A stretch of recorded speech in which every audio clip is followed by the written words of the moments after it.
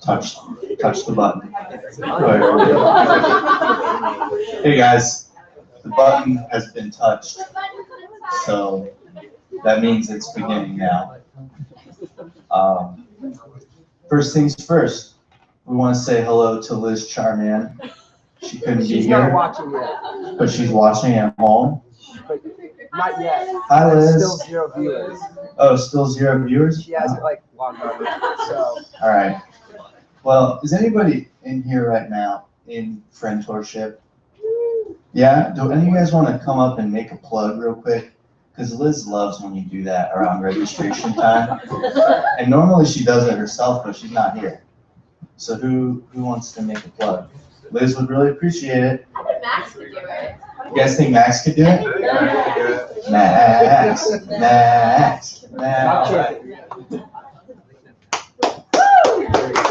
Hello. I'm here to plug Friendtorship, everybody. And my plug is that you should do it because it's really fun. You get to hang out with Liz, and Luke's in Friendtorship, and so is Megan, and so is Corey. And then that's everybody I know who's in Friendtorship. But you hang out with high school students and you guys learn about art and stuff, and you do projects together and you mentor a high school student, and it's basically like just, you go to class where you're supposed to make friends. You get graded on making friends, so it's really easy because everyone here is really good at making friends and being friends with each other. Right, okay. All the art up around back there is all Friendtorship workshop stuff. Trying to think, I had like something in my for it? Art 333, and the CRN is I think something else. it Was $3.99. It got changed. It has its own section now. It used to be hidden in $3.99, and you had to go into $3.99 and then find it somewhere else. But now it's just $333. It's a real class. It's a real class. It says Friendtorship in all the registration stuff. There are posters around that have all that stuff on it because I got put on the spot. Who made those? I helped make them. Oh, they were really.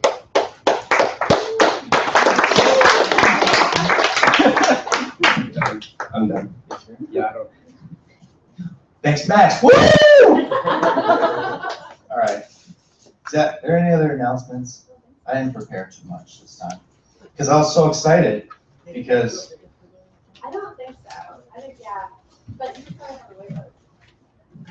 What's he want? There's a wait list for Dan Styles tomorrow. Oh, okay. Jason and I are moderating a talk with Dan Styles. Cool. That's at Tillamook Station, right? Yeah. What's your gut say? Is it too late? I think It's always safe to sign up. it's always safe with the member. I just have to sign up for wait list because more times than not, the wait list is going to be released and you'll get through it. And it's free. So. And everyone in Portland's such a flake sometimes too, because they just like want to take a nap instead. How do I sign up for the wait list? You can go to PSU.GD. PSU.GD and sign up for the wait list for Dan Styles at Tillamook Station. Because somebody's gonna get too drunk first, or sleep in, or something. They're gonna miss it, and you'll be the one to fill in. Okay, guys, today's such a cool day because you often wonder, people are graduating from this program and are they just never heard from again? Where do they go? Do they just go out to Beaverton and they're just playing beach volleyball at Nike all day and don't care about their school at all anymore? They don't even remember that they used to come here? Guess what? That's not the case because today, 2 alumni from this program are here. And that's Colleen, class of 2009, and Tina, class of 2012. And when Tina was here, she was the head of Friends of Graphic Design, just like me, and she made it look so much cooler. You're doing great. It wasn't just weird, ranting, bumbling sadness with a microphone. Or Twitter that talked about students' nipples, which is where Max and I have taken it. You're doing great. But we're trying our best. Ruined the program. Yeah, we ruined it. But they're here on behalf of an instrument. But I would say mostly here on behalf of PSU Graphic Design, right? We're here for the home team. The home team, you guys, that's us. All right, let's end this now. Instrument is an independent digital creative agency in Portland, Oregon. They are a multidisciplinary team of strategists, producers, storytellers, designers, animators, engineers, creative coders, filmmakers, and content creators. They conceive, design, and produce digital content and integrated experiences for web, mobile, and the physical world. Let's welcome Colleen and Tina more than most guests, because they're two of our own. Thank you, Brad. Thank you, Max, for setting up the technology. Thank you.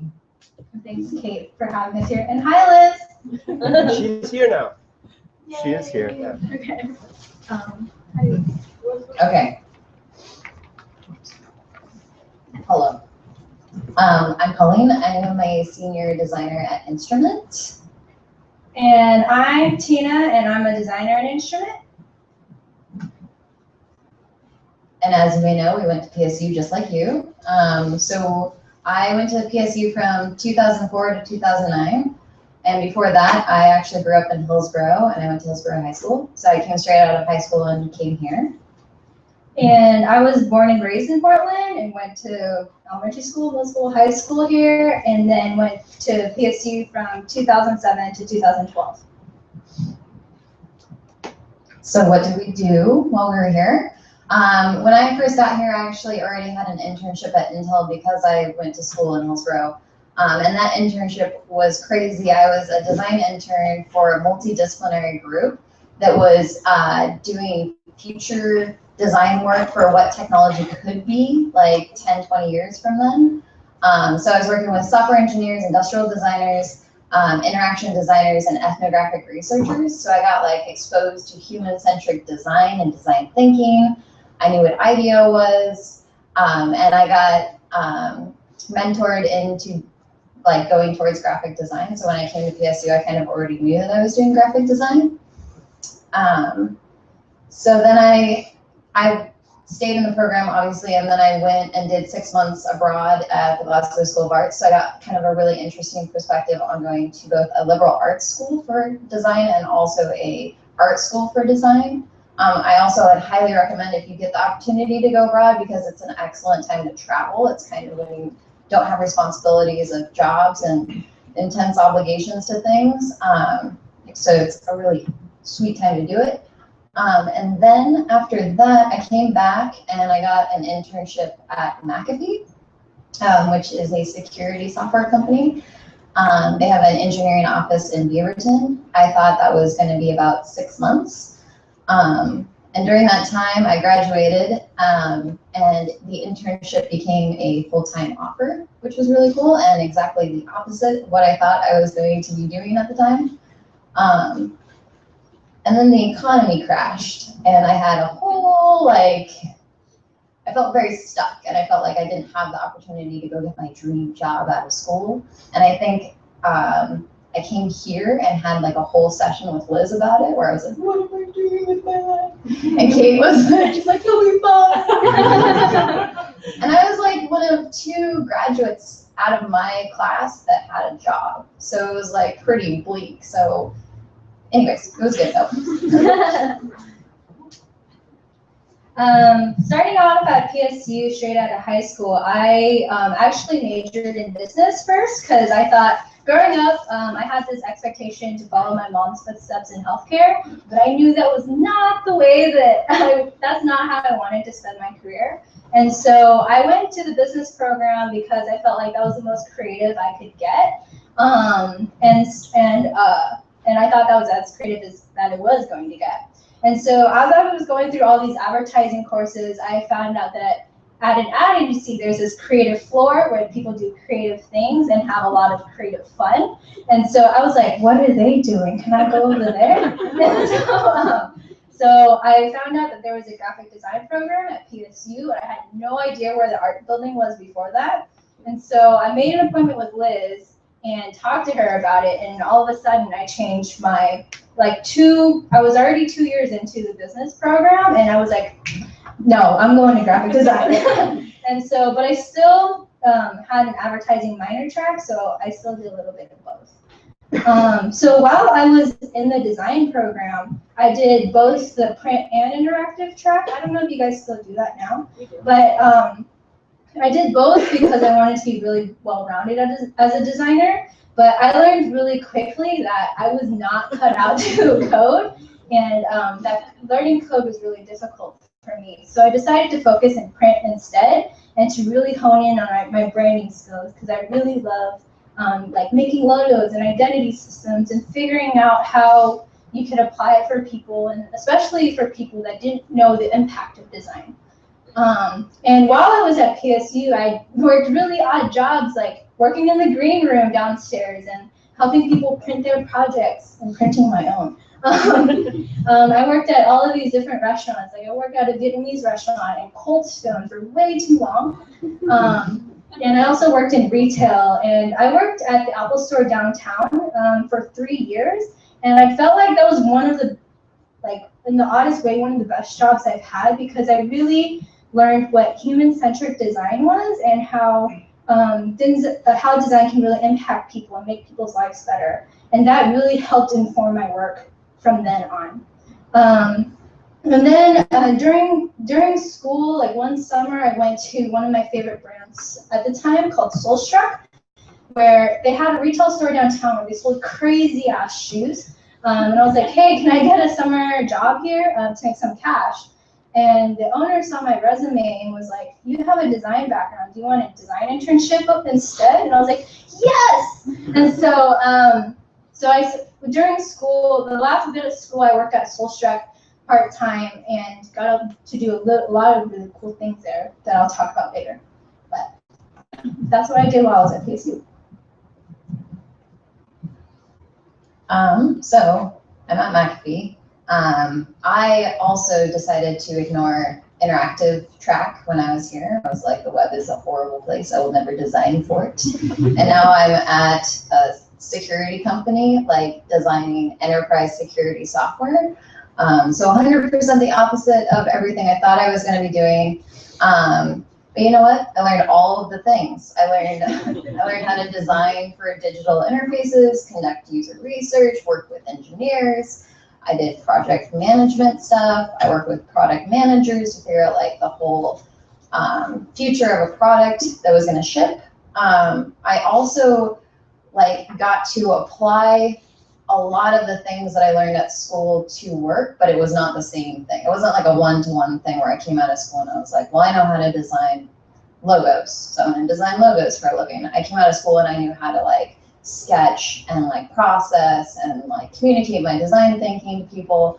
And so those things applied a lot more than the tactical poster making that I learned how to do, which was crazy. And then, but I wasn't doing sexy design work. I was doing stuff that wasn't seeing the light of day in a lot of cases to anybody other than a few IT admins at Costco or Boeing. But it was super challenging, and it was super rewarding because my design work could make somebody's workday awesome or make somebody's workday terrible, because this is software that people use every day as their primary tool. So there was a lot of impact, and I got to grow a ton because our team was also super, super small. We had 5 designers working with over 100 products. So I got to take on a bunch of more challenging work than I would have otherwise if I would have started as a junior at most graphic design firms. And then I got to a certain point where it wasn't a good fit anymore, and I wasn't able to grow anymore, and our team was actually shrinking. The company wasn't investing in design anymore. So I left without having anything lined up, and I just decided to, which was extremely scary, but you should always just be willing to do that when jobs aren't a good fit. So I just left and started freelancing, hoping that magically jobs would come out of the air and I could work again. So yeah. And like Colleen, one of my first jobs out of school still. So as I graduated, Soulstruck offered me a full-time opportunity, and I stayed there for about 1.5 years. And while I was there, I got to do, since it was such a small company, I got to do everything. So like anything design-wise that came out and people saw, like I probably touched it some way or somehow. That's what she said. And so, like at Soulstruck, since it's such a versatile brand, like they did everything, like it's an online shoe store, so it's an e-commerce site. And so I got to do a lot of the digital communication on there and creating assets for that. But with that came like concepting lookbooks to shooting lookbooks and like designing the layout for them and for the internet, which was really interesting because during school, interactive wasn't my strong point, but when I applied it to my actual job, it turns out that I really appreciated it so much more than I thought back in school. And so like with Soulstruck, I really got to experiment with the brand and like all of these different facets of it, but also try to figure out what the inconsistencies were to try to make it a much stronger brand and like able to lead people on different teams and like work with a creative director or not, and like just figure out how we were going to bring something to life. And I learned so much at Soulstruck that I think it's invaluable to me now. And then it got to a point where I felt like I wasn't growing anymore, and so I decided to leave and freelance. And this was when I moved into a really awesome studio with Kate, Will, Jason, Alex, and Clifton, and shared a space with them and worked with different clients on like designing product for like Photo Jojo, creating camera lenses with hot dogs and with donuts and like pizzas on them, or like working with Wildfang and creating these whole digital brand campaigns with all of their influencers, and taking on odd jobs with like Ace Hotel and Nike, and like really figuring out what I wanted to do at this point. And it was a really interesting part of my career because I kind of learned what I really wanted to do and what I wanted to focus on during this time that I was freelancing. And then I got this opportunity to go to Nike to work on Nike.com, and so I started contracting there for about 6 months, and during this time I worked with on the Nike Women and the Nike ID category, but for Nike.com. So what this meant was that with Nike ID especially, I don't know if anyone's familiar, but you can customize your shoes that they have. And so they were kind of in this really weird space where they didn't have a voice for themselves because they were kind of taking off of all of these different categories. And so I worked with the design director there to really hone it in and to really help communicate that, really make the Nike ID brand category really cohesive. And then for Nike Women, that was when they launched their style guide campaign, which is kind of this more like catalog, lookbooky, and style-based point of view for Nike gear, which is definitely more performance-based. So this was something totally new to them, where they did a whole entire campaign online and a print catalog with that. So I helped launch that while I was at Nike. And then while I was at Nike, I got an opportunity to get scooped up by Instrument, and so that's when I started my career at Instrument. So at Instrument, as Zach mentioned, there's so many different facets that make up what we do at Instrument. Even though it's a digital agency, we do so many other things like strategy, designing products and apps and websites, but also we help with marketing and generating content, and also digital installations as well. And here's just some of the stuff that we do and how we do it. So my role at Instrument is that I kind of blur, I am all of these things. I do all of these things. So I do design, I do a lot of production work, I do UX strategy, and I actually work pretty closely with the developers.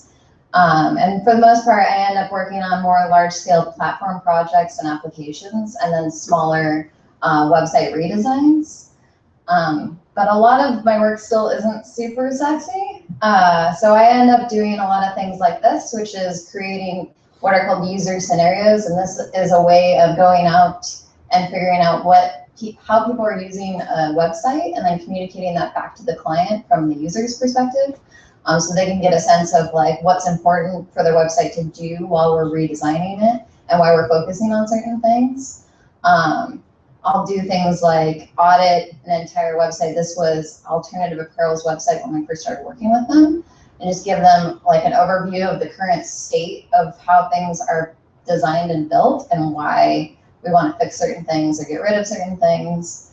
And that work ends up becoming much prettier in the end, and also more successful for the client in the end, because they make more money or they sign up more users. This is also an example of work I did for RDO.com. We helped them to structure the story of the content hierarchy of the entire website. So this is me explaining that there's going to be different rows of content on the website and what they're going to be telling the user. And originally we had also planned to have additional pages that took the user into more detail. So these kinds of diagrams facilitate like a conversation with the client where they're not getting hung up on the visual design quite yet, and we can have like a game plan before we get into design. And then we can create really beautiful sites for them that like have a cohesive story and get to some awesome goals for the clients. That's a weird sentence.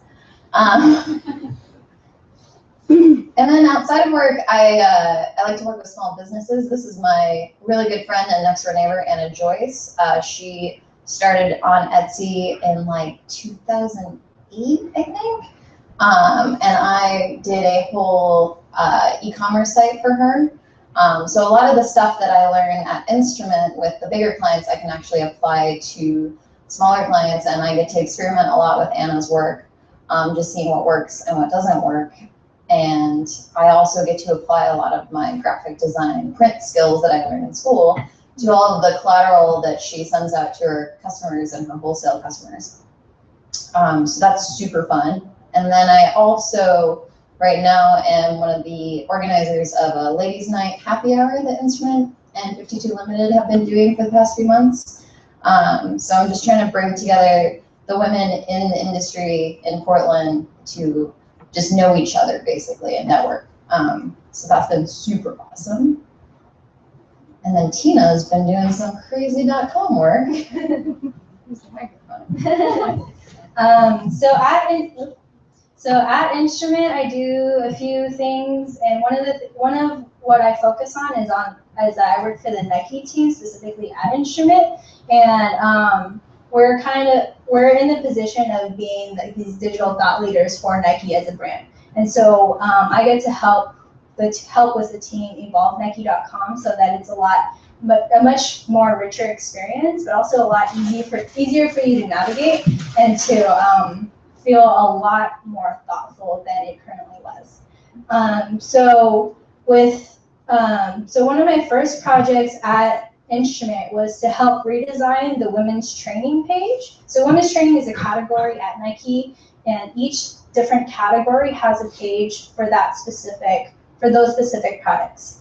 And previously, Nike women's training was very, the page itself felt pretty soulless, and it didn't really champion the content very well, and it wasn't really speaking to the users that it was supposed to be. And so I was brought on to kind of help elevate that and to really make some sense out of it and to really create this fun shopping experience for Nike women's training.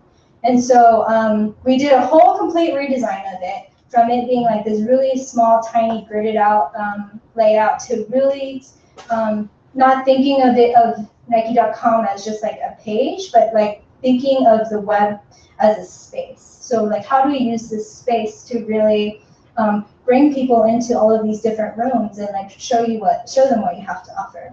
And so for this redesign, we wanted to open up with some really beautiful, like attract level content to help inspire you and like really bring you into the rest of the page. And then like we wanted to serve up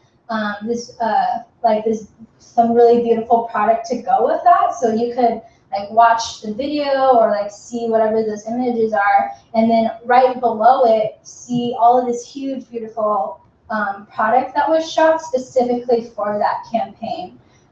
Before, like we would used to like have to chop these images up and only show like one shirt out of the whole kit, but I was like, no, we need to show the whole entire kit. Like, look at how beautiful and colorful this is. Like, I want to be able to scroll through all of this and be able to buy all of this if I wanted to. So from a style standpoint, like we really wanted to inspire the user to feel like that too. Another thing that we really wanted to do was to make this experience really personal for people, and like really highlight some services that you just don't know about, like how at the Nike store you could go to any Nike store and say, hey, like I need a custom bra fitting, or hey, I want to know like what's the best running shoe to run 13 miles, or like, hey, like I need my tights hemmed. They can do all of that for you, but you didn't know that. And so we really want to feature that like on this site. But then also we wanted to create the space that was more exploratory and like more content driven.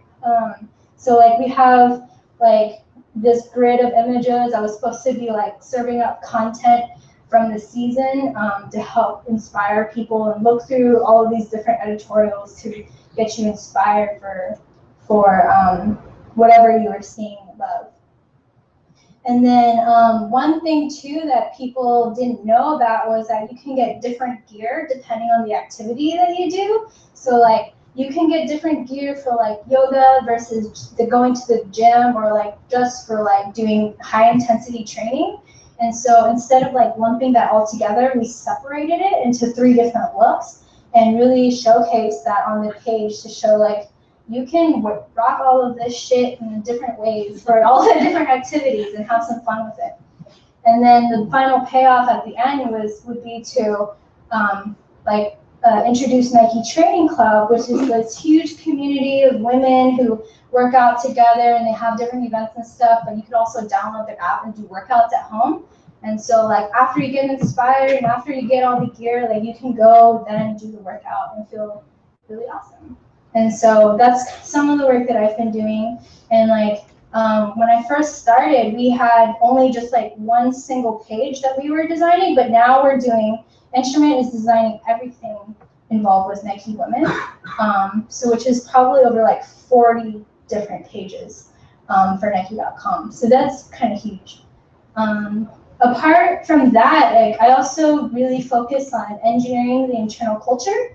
And what that means is that I like to keep a pulse on like the overall well-being of the studio. So like it's really easy for us to put our headphones on, like be heads down, and to always like stay within our teams and not really talk to people and like just nerd out on our own project. But we have so many talented people at Instrument that I really try to challenge everyone to take off their headphones and go and talk to somebody else on another team.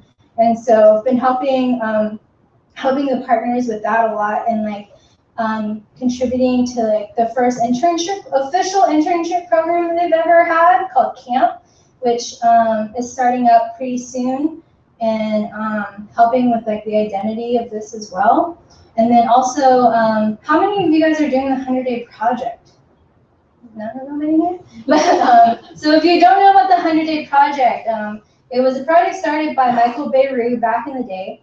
And then now El Luna and the Great Discontent have started this huge initiative for it as well, to encourage like a ton of people to do repeat a single action every day for 100 days. And so I wanted to do it, but I didn't want to do it by myself. And so I reached out to everyone at Instruments, and we got over 40 people doing it, and we're calling it 100 Days with Us. And so it's really, what's cool about 100 Days with Us is that we have like producers who are making sculptures, who are making like little clay sculptures, or like doing like 15-second songs every day. Or we have someone writing a children's book.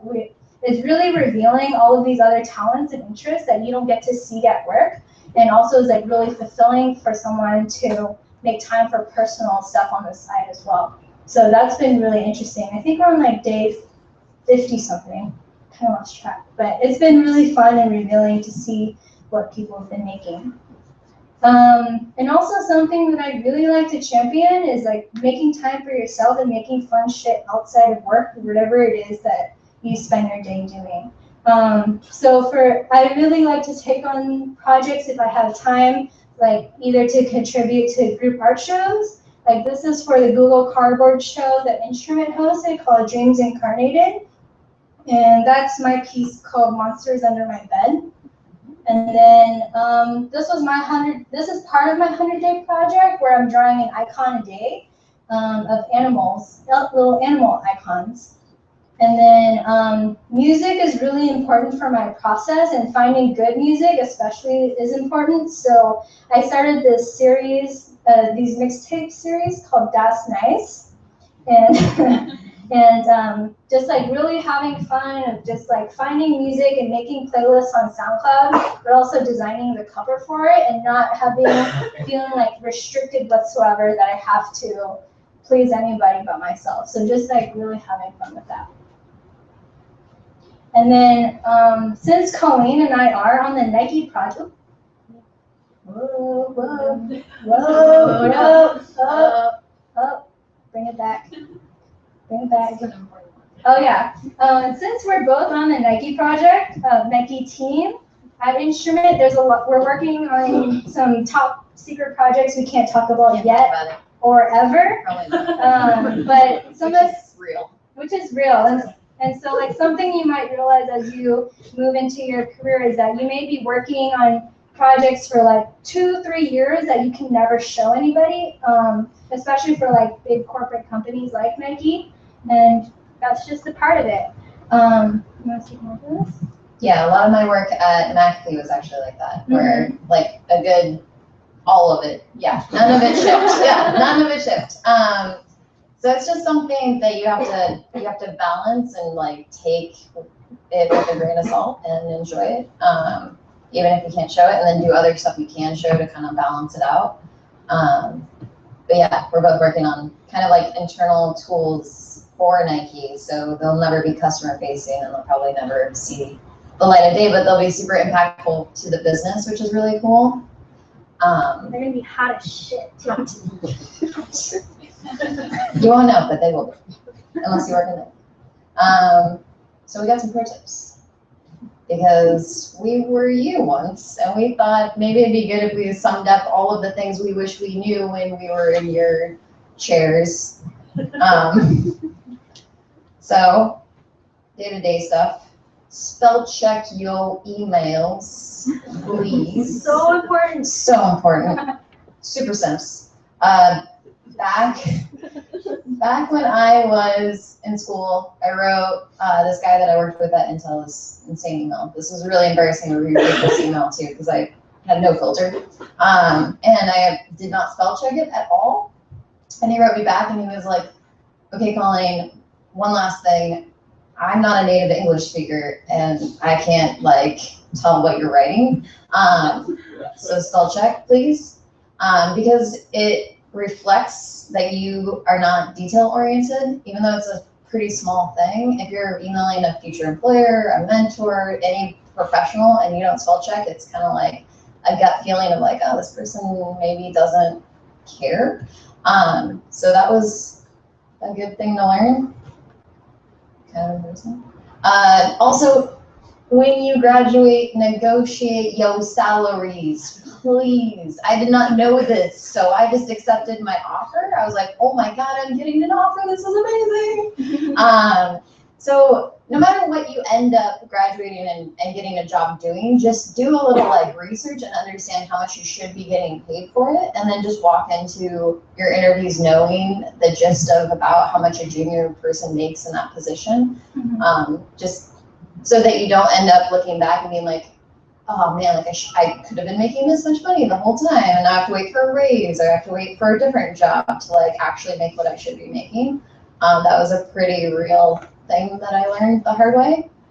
Yeah, and don't be afraid to feel confident about asking for it too, because it's a normal conversation that you have when you are talking about a new job position, and feel confident about your work, and don't be afraid to back that up, and also don't reveal like what you made before. Like there's a lot of different ways that you could approach it, but one thing is like don't be scared to ask for it, because the worst thing that they could say is no.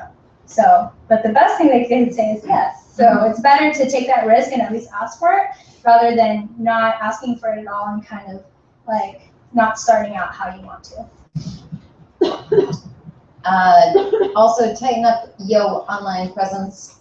I keep diligent track of the search results for my name, especially because my name is super unique, so it's very easy to find me.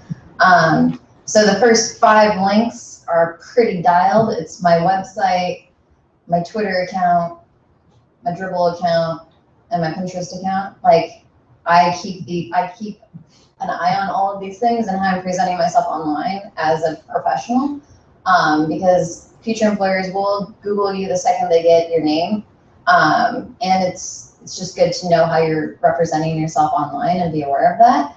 I also have an Instagram account, which I have on private because I don't want to censor my Instagram account. Not that it's that exciting, because I just post pictures of my dog. But it's just not how I want to be perceived as a professional, so I keep it on the DL. So yeah, just be aware of your online presence and embrace the internets. So, you know, do cool stuff and put it online. If you don't want it to be associated with your professional identity, like buy a different domain, throw it up under a different name, like be creative and embrace the fact that like you are coming into the professional world with the internet, and like that could get you jobs all over the world, depending on what you're interested in doing. So. Oh, and with that too, like what you put out there is what you're going to get back. So if you're putting out projects where you're focusing on branding, you're going to get clients who or people who want you to do their branding work. If you're putting out work that's like about I don't know, cats, like maybe like the new cat lounge will reach out to you and say, hey, like I see that you like cats, will you design my branding for me? So be conscious of that too, because what you put out there is what the type of work that you're going to get back. Oh, oops. Understand the medium that you design for. This is like a big lesson that I learned as soon as I started working in tech. I did not understand the constraints of CSS and HTML and JavaScript and jQuery and all these things. And at least understanding computer science or understanding print or understanding photography, like understanding the constraints of what you're designing for will like serve you. Even if you're not a professional in those spaces. I don't code, but I understand the constraints of coding for the platforms I design for. And that makes your work better, and it also wins you respect from your coworkers and the people that you collaborate with in the same vein, because you know what the impacts are of your decision making. And also make friends with the people that bring your ideas to life. Do not treat those other people as just like the person you're handing your cool idea off to that will then go make it for you, which is how a lot of people sometimes treat like engineers in our world. It like ruins your ability to like elevate your work to a higher level. I mean, those people come to the table with like amazing insights and like knowledge in their space, and if you can like befriend them, you together can make really cool shit.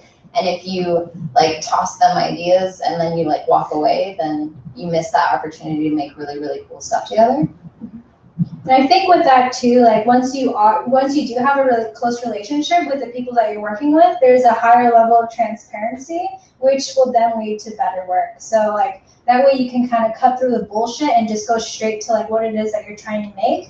And same with the other people or team that you're working with as well. And like just focus on like making the best work that you can make together. So with this, we wanted to talk about how like even even like our previous jobs of like working at Apple or like in retail, this and that, like how those are like non-dream jobs have also informed who we are today and the type of work that we do. Like whatever it is that you're doing, you should always put in 150% to that because you can make an impact on that, you know, and you can really, and all of those different, the way that you handle things, regardless of what type of job it is that you're working on, like can lead to so many opportunities that you may not know about unless you totally kill it on whatever it is that you're doing. And so like with that, just keep in mind that like, you know, like but you want to talk about this? Okay. Oh yeah, I don't have big notes about this. Oh, did I? Yeah, I mean, obviously my experience working at McAfee was not my dream job, but again, like if I would have not embraced it as an opportunity, I would have like never taken away like all of the skills that I learned that have now made it possible for me to work at a place like Instrument and do much bigger work. So like it might not seem like an awesome output of design that you're going to work in, but it could turn into like an opportunity to get leadership skills or to run meetings and do all kinds of other things that will serve you later on. So yeah, opportunities. Yeah, and then like when those opportunities do come up, like don't be afraid to volunteer for the less glamorous tasks that maybe other people won't do, because then that would make yourself indispensable and totally invaluable to the company or even like whoever it is that you're working with, because you're gonna become that go-to person that people rely on and can trust because you're willing to get down and dirty and like make it happen.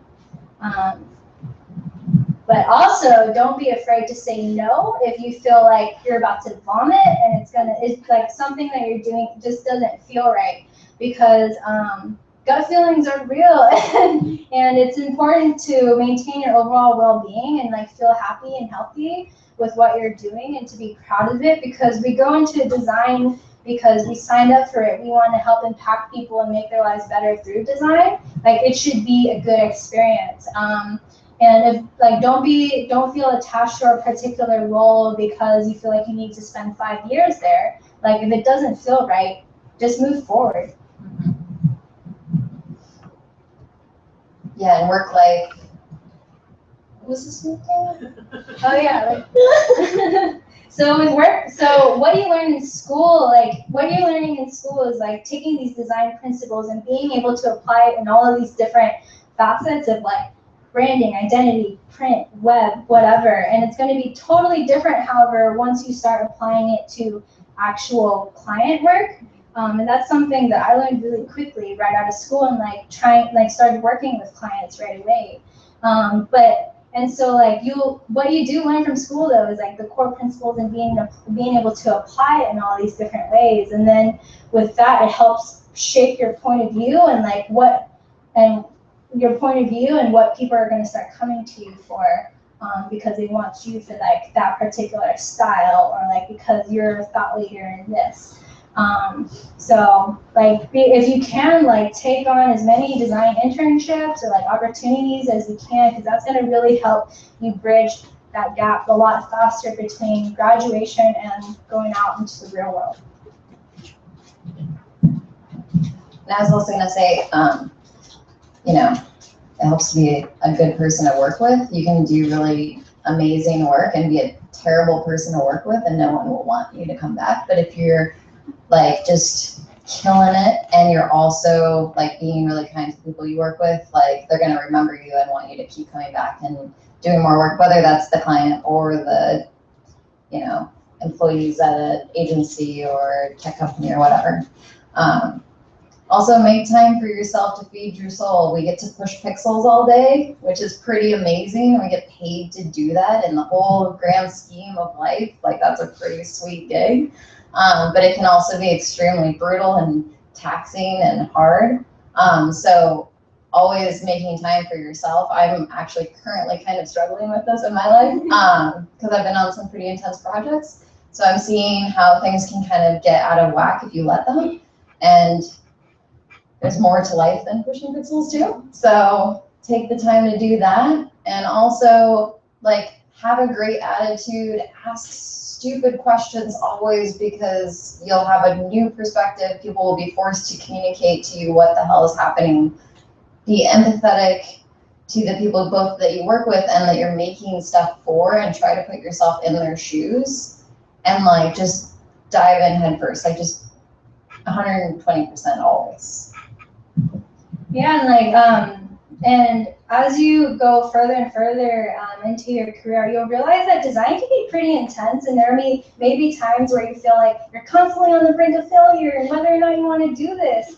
And having a good attitude is so important to carry you through all of that, because it's gonna help you push you further and help you challenge yourself and make yourself uncomfortable, and you're gonna keep growing and evolving from that. And like as you get older, you're gonna be solving more and more complex design problems for all of these different types of people, and that's such a gift to be able to do that. So don't ever forget that what you're doing is a true gift.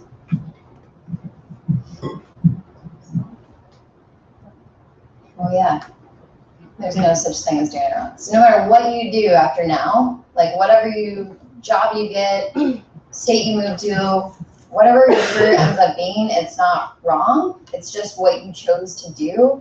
I've asked like a ton of people who are much further along in their career, like to give me their story, like how they went from like, you know, whatever degree they didn't get or did get to where they are now, and their career path is always like this. It's never like, I got a degree in this, and then I went and did this exact same thing, and I did it, like, there's never a progression that is like the right way.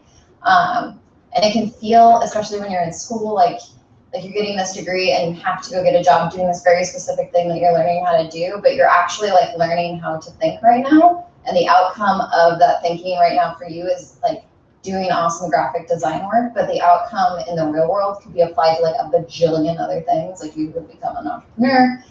Like I'm forgetting all the other things I was mentioning. So many things. Because like your thinking and your ability to problem solve is what's going to win you a job and keep you in a job and get you to the next job. And that's like priceless. So yeah, you can't do it wrong, basically. You can just apply your design thinking to the rest of your life and you'll be set. Yeah. And like with Colleen and I wanted to both share our experiences of how we got to instrument, to show like we took two very different pathways but still landed at the same place, and being able to be lucky enough to like work together. So and like with that, we both have very different points of view, and that's really valuable when it comes to creating something for somebody, because having as many perspectives as possible is so important, and it creates such a more diverse body of work, and it makes it better too when it is coming from all of these different perspectives. So yeah, there's no such thing as doing it wrong. Thank you.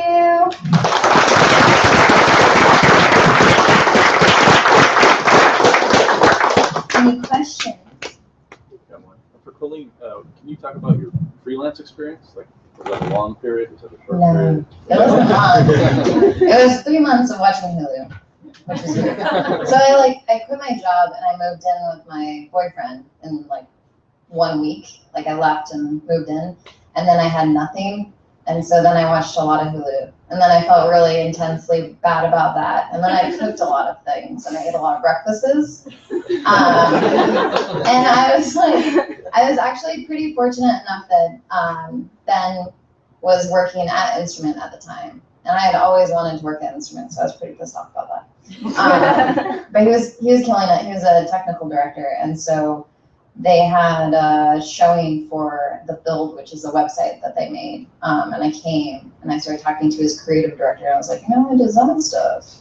So if you need some design stuff, like I could do that for you.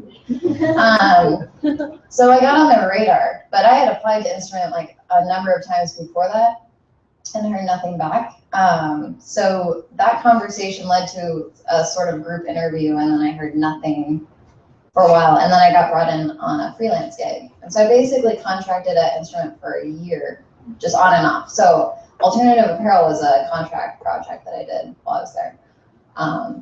So I I didn't freelance the way that Tina freelanced. I like was really more like freelancing an instrument.